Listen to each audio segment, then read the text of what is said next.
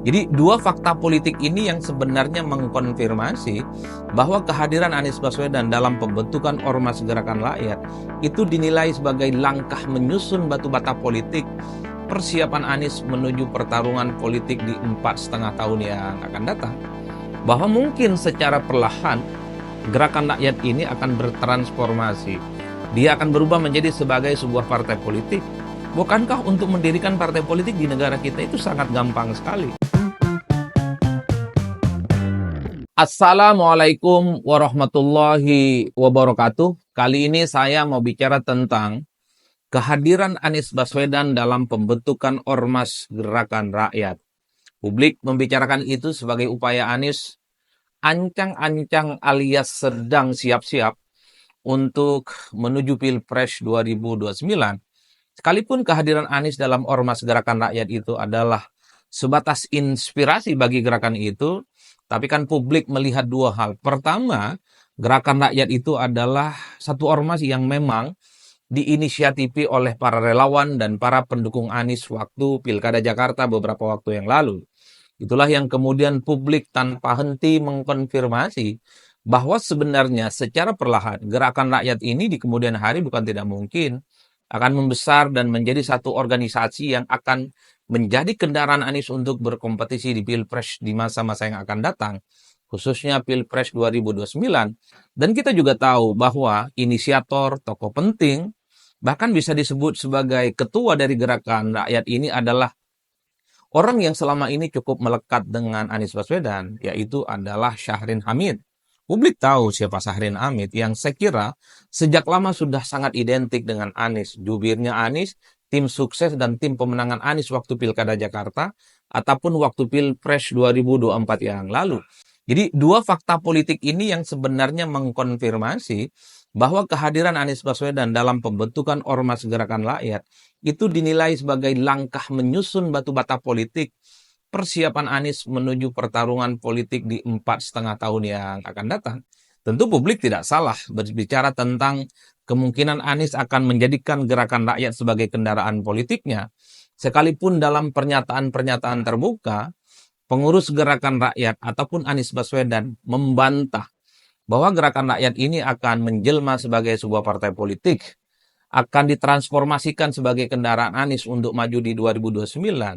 Tapi kan publik selalu melihat ada kecenderungan tokoh-tokoh penting seperti Anies Baswedan bukan tidak mungkin akan terus mendapatkan kendaraan apapun sekalipun itu tanpa partai politik. Bahkan publik tahu ketika Anies ikut bertanding di 2024, Anies tidak memiliki partai politik apapun. Tapi ada 3 partai politik yaitu Nasdem, PKS dan PKB kemudian memberikan dukungan kepada Anies berpasangan dengan Muhaimin Iskandar bertanding di Pilpres. Jadi sekalipun Ormas Gerakan Rakyat ini per hari ini tidak menjelma sebagai partai politik, bukan tidak mungkin ini akan menjadi tempat bagaimana Anies membangun eksistensi dan tetap merawat bagaimana para relawan dan pendukungnya itu terus sustain melakukan kerja-kerja politik supaya Anies itu terus menjadi bagian dari spotlight, selalu menjadi pembicaraan bahwa Anies itu adalah sebagai salah satu sosok yang memang sangat pantas untuk terus diperbincangkan sebagai bagian dari salah satu kontestan nantinya di Pilpres 2029. Bahkan kalau kita mau bicara secara utuh satu persatu, banyak juga sebenarnya partai politik itu menjelma sebagai partai politik yang awalnya didasarkan atas ormas. Sebut saja misalnya seperti Nasdem. Nasdem itu dulu bukan partai politik, tapi hanyalah sebatas ormas tempat kelompok aktivis dan para intelektual menyatukan visi, menyamakan kepentingan, menyamakan persepsi soal bagaimana membangun restorasi Indonesia. Anies Baswedan menjadi salah satu inisiatornya. Anies Baswedan menjadi salah satu deklator dari Nasdem itu.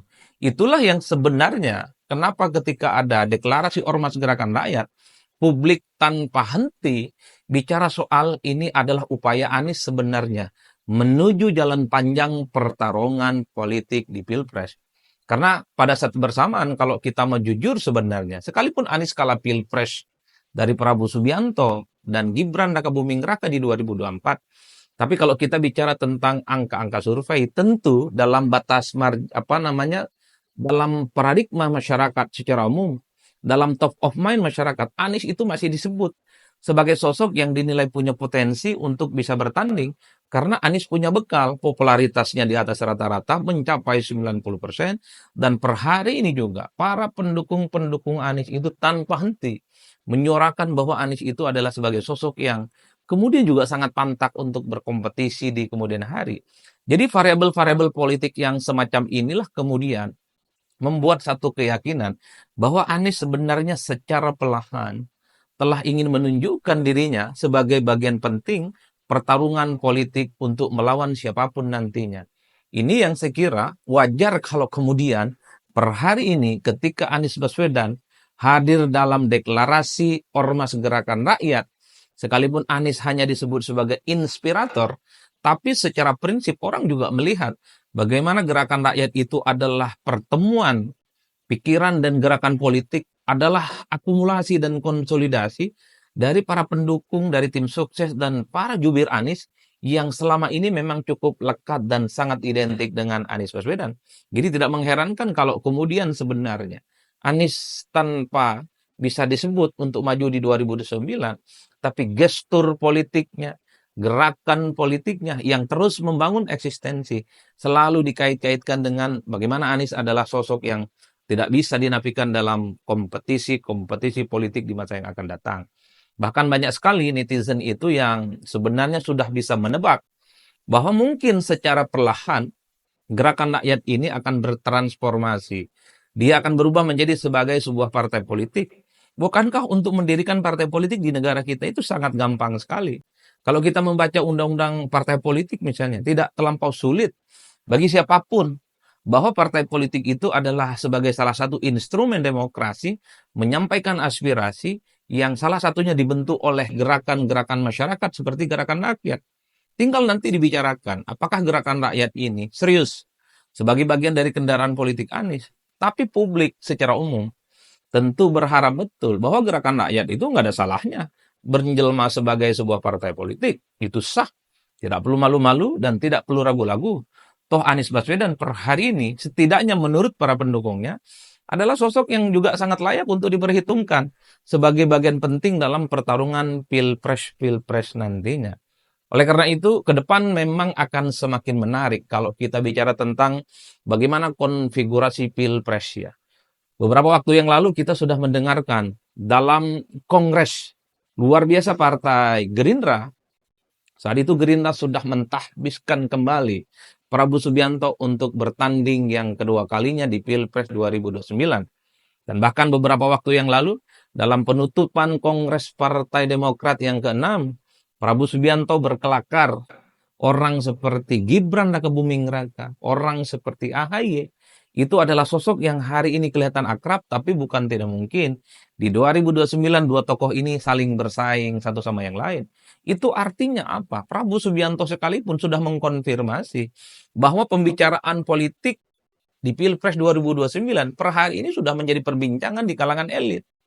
Gibran itu adalah wakil presiden yang pastinya tidak akan berhenti hanya sebatas wakil presiden.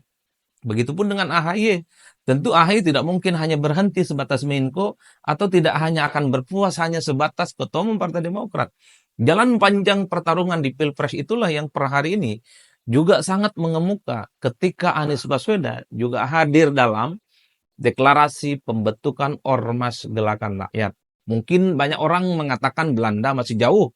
Pilpres masih tersisa 4,5 tahun lagi. Ya, bagi mereka yang bukan partai politik, buat mereka yang bukan pengurus partai, buat mereka yang bukan aktivis partai, mungkin pemilu masih lama. Tapi bagi tokoh-tokoh penting, orang-orang yang dinilai punya potensi maju, 4 tahun setengah itu adalah waktu yang cukup pendek bagi mereka untuk melakukan sosialisasi dan kerja-kerja politik.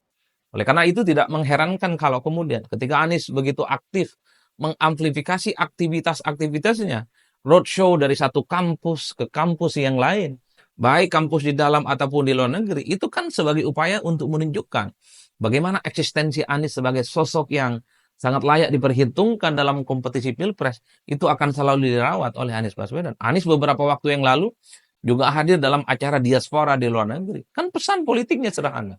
Sekalipun Anies bukan pejabat publik, Anies lagi bukan jadi gubernur di Jakarta, Anies masih memiliki magnet yang juga dinilai layak untuk diperhitungkan.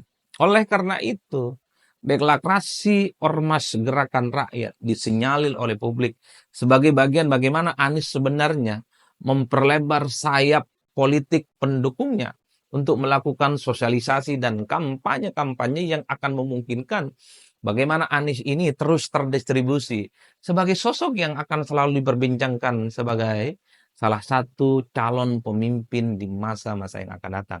Tinggal kita tunggu bagaimana gerakan politik, gerakan rakyat di masa yang akan datang. Kalau memang niatnya sebagai kendaraan politik bagi Anies untuk maju pilpres, saya kira gerakan ini tidak perlu malu-malu. Secara politik sah siapapun untuk mendirikan partai politik. Secara konstitusional juga diakui oleh undang-undang. Seluruh rakyat Indonesia, tidak peduli dia itu adalah ningrat politik, tidak peduli dia itu adalah orang-orang dari kalangan biasa, atau dia misalnya berasal dari daerah biru politik. Sepanjang dia punya hak yang sama, tentu dengan cara diusung partai ataupun gabungan partai politik, maka dia juga berhak untuk berkompetisi di pilpres-pilpres yang akan datang. Oleh karena itu, kalau kita membaca undang-undang pemilu kita, bahwa syarat bagi seseorang untuk maju dalam pilpres adalah diusung oleh partai ataupun gabungan partai politik. Setelah putusan MK, ambang batas threshold atau ambang batas presiden itu dihilangkan, maka bukan tidak mungkin gerakan rakyat itu bukan hanya sebagai sebuah ormas, tapi dia secara perlahan sedang menjajaki bagaimana soal kemungkinannya menjelma menjadi sebuah partai politik. Kalau gerakan rakyat itu bisa jadi partai politik dan kemudian lulus dalam verifikasi faktual sebagai partai peserta pemilu, ini juga bisa dijadikan sebagai kesempatan bagaimana gerakan rakyat ini adalah alat bagi Anies Baswedan untuk maju di Pilpres 2029. Ini adalah moment of the truth sebenarnya. Bagi Anies dan para pendukungnya, katanya mereka hebat, katanya mereka besar, katanya mereka itu punya jejaring-jejaring yang solid untuk terus dipertahankan. Bagaimana cara mengukur kekuatan Anies? Ya tentu nantinya di Pilpres 2029. Per hari ini, gerakan rakyat itu dianggap sebagai sebuah embrio. Bagaimana Anies akan kembali establish, bagaimana Anies terus akan eksis dengan gerakan-gerakan politik yang dibangun oleh relawannya.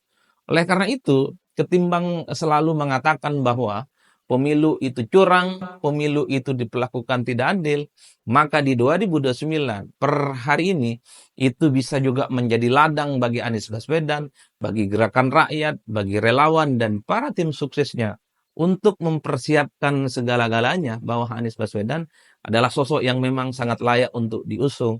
Apakah dia akan menang ataupun kalah? Tentu waktulah yang kemudian akan menguji segala-galanya. Tapi yang jelas, ini peta politik menuju 2029 rasa-rasanya sudah mulai tergambarkan. Prabowo Subianto sudah diusung oleh Gerindra, kemudian Prabowo menyebut AHY itu sangat mungkin akan menjadi the next presiden seperti SBY, dan di situ juga adalah Gibran Rakabuming Raka, posisinya sebagai wapres adalah sosok yang sangat layak untuk diperhitungkan soal kemungkinan kompetisi-kompetisi di masa yang akan datang. Di situ juga ada Puan Maharani, Ketua DPR, dan terah politik Megawati, bukan tidak mungkin juga akan maju melalui PDIP. Nah, Anies Baswedan adalah orang yang sekalipun tidak punya partai politik, tapi konon bagi pengikutnya, Anies masih diyakini punya magnet, punya pesona, dan masih punya daya jual. Karenanya, gerakan rakyat yang merupakan dari akumulasi dan konsolidasi dari para pendukung Anies menjadi momen sebenarnya bagaimana Anies sudah harus mulai melakukan kerja-kerja politiknya, menyusun batu bata kekuatan pertarungan Pilpres di 2029. Saya kira di situ. Salam politik Syai'un Syai'un, pastinya mantap semantap-mantapnya.